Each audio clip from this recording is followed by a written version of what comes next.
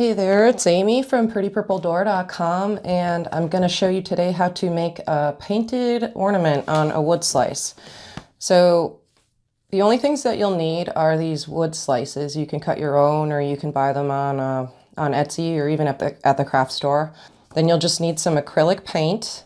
You're going to need white, black, and then one other color. So I have a couple different colors, and I have a couple different paint brushes. It's useful if you have these smaller paint brushes here, like a really thin one, something with a hard edge. And then you just need something larger to color in the background here. And then at the end, if you want to write something on the dark background, you'll need a white pen. And I love these Jelly Roll pens. They're great. They write really well, really fine point, so they're super helpful in a project like this. Okay, so let's get started.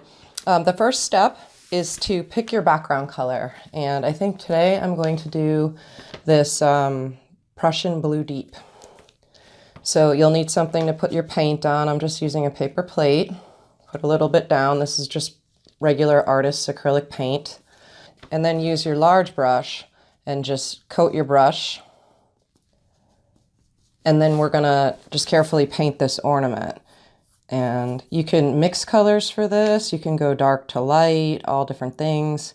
For the sake of simplicity, if you're following along, I'm just going to use one color, just so it doesn't get too complicated if you're nervous about painting for the first time. So try to get this as good as you can. The most important thing is just to make sure that you're coating the entire background of the wood slice so that there's no wood showing through.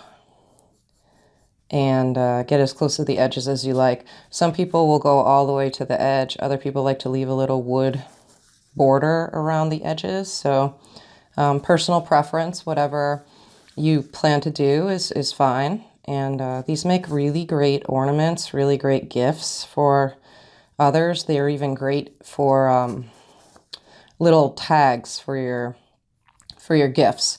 These are about 2.5 inches wide. So I find it a great size for an ornament. It's not too small, but it's not too large either that it's going to weigh the tree down. But if you were going to do a gift tag or something like that, you can go a little smaller or you can go a little bigger. It's really up to you. So once you have this painted solid in one color, or however you're doing your background, you have to let this dry completely. So we're going to let it dry, and then we'll move on to the next step. Okay, so now this is completely dry, and I'm going to continue on. The first thing I like to do once I have the background colored is to kind of figure out where I'm going to hang this ornament from. Usually I use just a hard needle punch thing, and then I screw in an eye hook into here, but you can also hot glue a ribbon or twine or something onto the back of this. So just make sure that you know which direction it'll be hanging. Maybe this direction will be nice. So we'll go with that. And the first thing that I like to do when I'm painting a Christmas tree is to do the darks of the Christmas tree. So here I have some black, and you might not even be able to really see this because the background is so dark on this blue. But use your really skinny brush and then just make sort of a straight line down the center for your tree, for your Christmas tree. So go down. I hope you can see this at all. And then we're going to do a zigzag. So you're going to kind of pull the brush back and forth in a Z, and as you pull it down, you'll get a little bit larger and a little bit larger. Just try to take it easy with this. It's really easy to make the tree look too wide, and then it looks a little bit unnatural. So you can always make it wider, but you can never make it more narrow. So I would start narrow and then widen it as you go. And once you're happy with sort of the shape of your tree, we're going to have to let this dry as well. With acrylic paint, it dries really quickly, so it's a good product for this project, but you really, really do have to wait for it to dry. Otherwise, the color that you put on top of this will just completely mix with it. And while we're waiting, we can actually do the ground. So if the tree is going to have snow on it, the ground probably would as well. So I'm going to use this sharper edge brush just because it gives me a little bit more control over the shape of the snow, but any brush will do. Use what you have. And what we're going to do is, here's kind of the bottom of the tree trunk. So I'm going to just make a mark there so I know. And then I'm going to start at one side and I'm just going to kind of do a curve just so it's not completely straight. You want like a little bit of character in it, which is also great because if you mess up a little bit, it's going to look like you did it on purpose. So I'm just making a guiding line and I'm not being perfect. And now I'm just kind of pulling the snow. If you pull it left to right and down a little bit, it'll almost look like you're making little hills and notches in your snow, and it's a really cool effect. So as you pull, let that paint kind of fall off of the brush. Leave some strokes if you like that look. And we're just going to fill in this whole area that is the ground and make sure that we're covering it so that most of the blue is gone. If a little bit of blue shows through, no big deal. It'll just look like a kind of like a shadow in the snow. So once you get this done, you can also blow on the ornament. I do that sometimes because I'm super impatient. You can blow on it just to get that paint dry, especially if you have like a thicker blob of paint like I do near the top of my tree. Okay, so I cleaned out this black brush, the brush I was using for the black. I cleaned it off with just some water and I wiped it on this paper towel. So now I can dip into my white, and this is just pure titanium white. So what I like to think about here is, how would the light be coming at the tree? You can have it coming directly from the front, but the better way to do it is to pick like the right or the left side of the tree. So one side of the tree will be a little bit brighter than the other, and the snow is going to land everywhere, but you want to kind of have one side that's maybe a little bit more prominent. Here, let me just show you so we can kind of, I'll choose the right side. So here I'm just going to be dabbing, and I'm dabbing near the tips of the branches, just like you would see a tree in the snow. So just sort of go across, almost like horizontally, and just paint some strokes here and there. And you can even go a little bit outside of that black that you painted in, and just be really like loose with it. If you have to, hold the brush up a little higher. And then we're gonna just sort of tap on. I'm not sure if I'm completely dry up here, so I'm gonna go really carefully.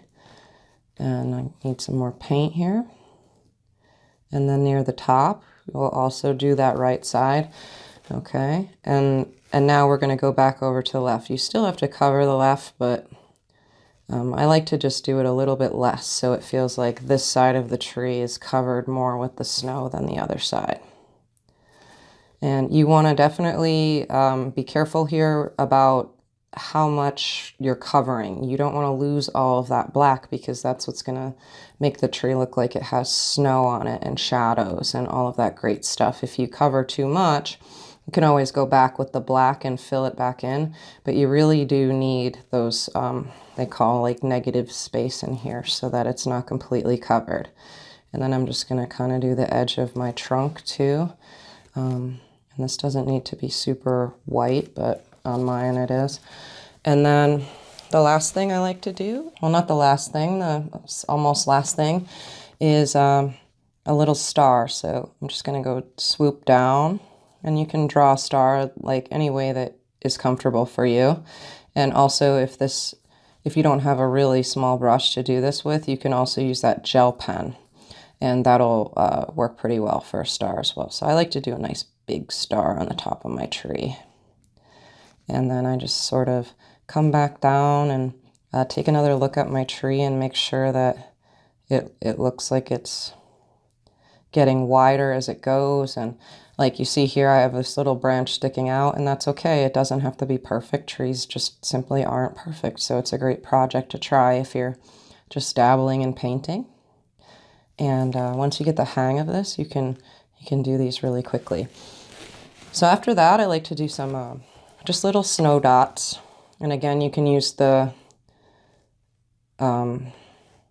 the gel pen if you don't have a tiny brush that you're comfortable with for this.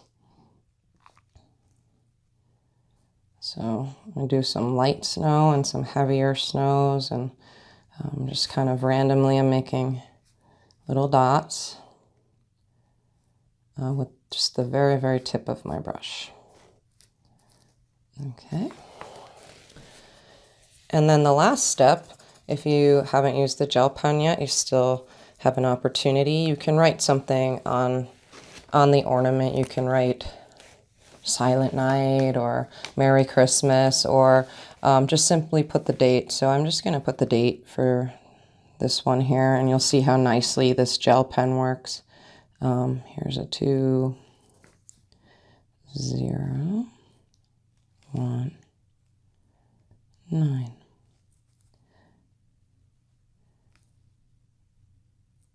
And then all you'll have to do is just wait for this to dry, and then you can coat it with a spray sealer in a can, or just some polyurethane, or even Mod Podge if you have that on hand, just to coat this and cover it and make sure it's protected. And then just put your hook on and you're good to go. And I did a couple more options just to show you a few other ideas. So this one is a green background, and I did a little red ornaments on the tree, and I kind of put it off to the side. So if you have something that you want to write personalized here, you can move the tree to the side so that you have a little bit more room to write. And that's the green and the red for Christmas. And then I did a red background too, and this one came out really neat. I just did three trees, one large one and then 2 smaller ones, and little green ornaments just in the center and the snow. And I didn't write anything on this, but you could. So that's another cool option. So here's the 3 that I made. So if you like this video, be sure to leave a like and subscribe to my channel. Also, I'll put a link to a playlist in here because I'm doing several ways to create little wood slice ornaments. So make sure you check out that playlist, and I'll see you in the next video. Thanks.